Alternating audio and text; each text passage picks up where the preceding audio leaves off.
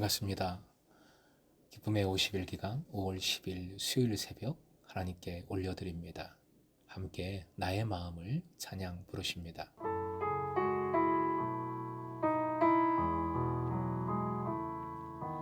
나의 마음을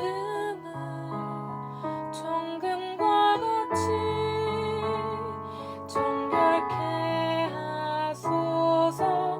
나의 마음을 정금과 같이 하소서. 내 영혼에 한 수만 있으니 주님과 같이 거룩하게 하소서. 나의 삶을 드리니 거룩하게 하소서. 오 주님, 나를 받으소서. 나를 받으소서. 오늘 말씀은 로마서 7장 18절에서 21절, 로마서 7장 18절부터 21절까지의 말씀입니다. 함께 읽겠습니다.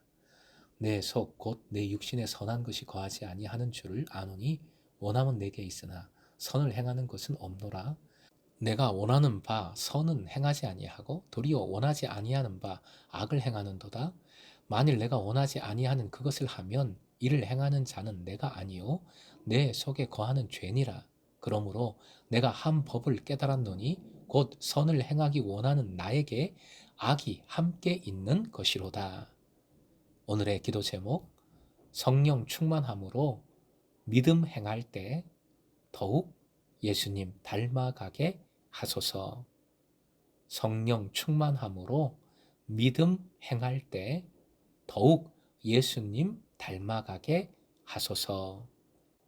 지난 본문에 율법도 내 자신도 근원적인 문제가 아님을, 결국 죄가 근원적 원흉임을 밝혔습니다. 말씀은 계속 반복을 통하여 강조하는데 오늘 본문도 그 내용의 반복입니다. 18절, 육신으로 표현된 나의 존재적 한계는 여러 가지 욕망을 자양분으로 제공하여 죄가 서식하기 좋은 환경을 제공해 줍니다. 이 죄가 나에게 기생한다 말씀을 드렸죠. 그 육체적 요소는 비단 혈과 육과 뼈로 이루어진 나의 신체일 뿐만 아니라 나의 욕망의 산실이고 하나님께 대한 반역의 처소가 됩니다. 그 육신은 죄에 사로잡혀 나로 하여금 선을 행하지 않도록 나를 부추기고 나의 나아갈 길을 왜곡시키는 것이지요. 주님을 따르지 않고 주님의 길로 가지 않고 죄악된 길로 가게 만듭니다. 한마디로 육신은 선의 부재가 그 특징입니다. 19절, 선의 부재로서의 육신은 다시 율법의 선함과 대립됩니다. 나는 율법을 통해 제시된 선악간의 판단을 할 수 있을 뿐만 아니라 그것을 향한 의지 또한 가지고 있지요. 그렇지만 행함은 다릅니다. 그 원하는 대로 행함이 이루어지지 않습니다. 이것을 실존적 모순이다 라고 표현을 했어요. 사람이 이런 실존적 모순을 살아가면서 경험을 합니다. 이런 모습 때문에 한마디로 교회 다니는 사람들 그러면 되나? 교회 다니면서 왜 그러나? 라는 말을 듣는 것이지요. 하지만 그게 본래 인간의 모습, 인간의 모순적인 모습인 것입니다. 20절, 나의 의지대로 선을 행하지 않고 그와 상반되게 악을 행한다고 해서 그것이 늘 그런 것은 아닙니다. 그래서 20절은 만일이라는 표현으로 시작을 합니다.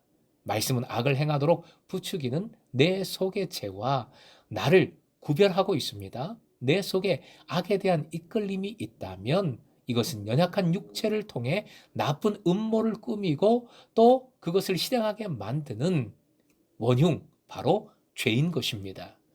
21절, 그러므로 내가 한 법을 깨달았노니 내가 한 법을 깨달았노니라는 표현으로 시작을 하고 있습니다.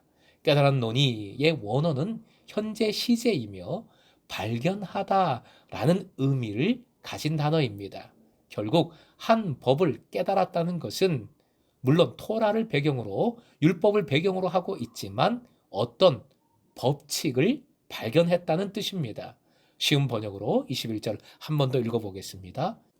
여기에서 나는 법칙 하나를 발견하였습니다. 곧 나는 선을 행하려고 하는데 그러한 나에게 악이 붙어 있다는 것입니다. 나의 속에 선과 악이 공존하고 있는 인간론적인 현실을 명백하게 보여주는 말씀입니다. 그것을 깨닫게 되는 것은 율법의 도움 덕분이지요. 나는 선을 행하고자 하는 의지가 있지만 다른 한편으로 악을 향한 욕망도 꿈틀거립니다. 나는 곧 선과 악의 총화입니다. 나의 속에서 이루어지는 짓들은 착함 속의 악함이요, 악함 속의 착함이라고 표현할 수 있습니다. 복잡한 인간 욕망의 소용돌이에서 선과 악은 뒤섞여 있고 나의 자아가 그 사이로 양분될 때마다 율법의 도움을 얻어 그러한 현실을 인정하게 됩니다. 하지만 여전히 알지만 행하지 못하는 모순된 삶을 살아가는 것이지요. 사랑하는 금성의 제자 여러분, 본문의 나는 누구입니까? 나, 바울 사도도 되고 로마 교우들도 되는 나, 즉 집단적인 의미를 가진 나이다. 전에 이미 말씀을 드렸습니다.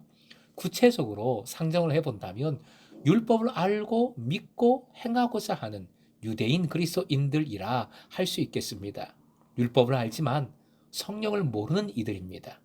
본문을 포함해서 7장에는 새로운 시대, 율법의 낡은 조문이 아니라 성령의 새로운 정신으로 살아가는 은혜의 시대에 가장 중요한 성령에 대한 말씀이 성령이 거의 나오지 않습니다. 바로 율법은 알지만 성령을 모르는 나에 대한 말씀을 묘사하고 있기에 성령에 관한 말씀이 거의 나오지 않는다는 것이지요. 이렇게 생각하십시오. 즉 다시 살아난 나사로이지만 다시 살아났지만 아직 그 똘똘 싸맨 결박을 풀어내지 못한 존재라는 것이지요. 그러기에 율법을 의지해서 선을 행하고자 하는 의지가 있으나 그것을 행하지 못하고 죄에 휘둘려 버리는 것입니다. 오늘 본문을 볼 때 나는 어마어마하게 고민을 하지요. 이 나는 믿음을 가졌으나 아직 성숙하지 못한 참된 해방을 경험하지 못한 신자를 대표한다고 볼 수 있습니다. 사실은 저를 포함해서 우리 모두가 오이코도메오 되는 중이기에, 즉 공사 중이기에 이런 모습입니다. 그러기에 결국 결론은 은혜입니다. 다시 은혜입니다. 번민하지만 넘어지지만 연약하지만 다시 십자가 아래로 나와야 하는 것이지요. 율법이 깨닫게 해준 선한 것을 율법으로는 결코 행할 수 없습니다.